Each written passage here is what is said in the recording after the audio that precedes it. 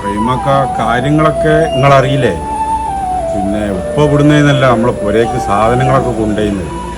അപ്പോൾ എന്തെങ്കിലും ഇടപാടുണ്ടോ? നിങ്ങൾക്ക് എന്തെങ്കിലും പൈസ ഹിസാബായിട്ട് തരാനുണ്ടോ?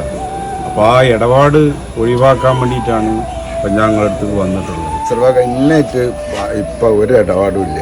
അതൊക്കെ അപ്പോഴേക്കപ്പോഴെ തീർക്കലാണ്.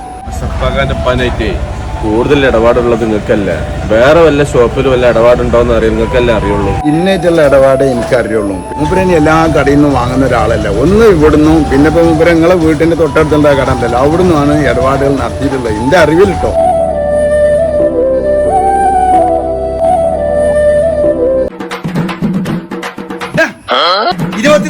ഫോണിൽ കളിക്കാനാ ആ സാധനങ്ങളും ചായച്ചു വെച്ചോക്കാം. ഇവിടെ ഞാനാ മോനാളി, ഇച്ചാ മോനാളി.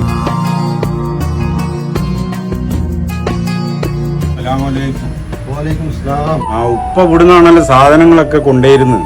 അപ്പൊ ഞാൻ അതിൽ എന്തെങ്കിലും നിങ്ങൾക്ക് ബാക്കി പൈസ എന്തെങ്കിലും തരാനുണ്ടോ? അതൊന്ന് നോക്കാണ് നിങ്ങള്. എനിക്ക് തരാനുള്ള പൈസ മുമ്പ് 2 ദിവസം മുമ്പേ തന്ന് ക്ലിയർ ആക്കി പോയതാണ്. എന്നാ ഞാൻ പോട്ടെ. അസ്സലാമലൈക്കും.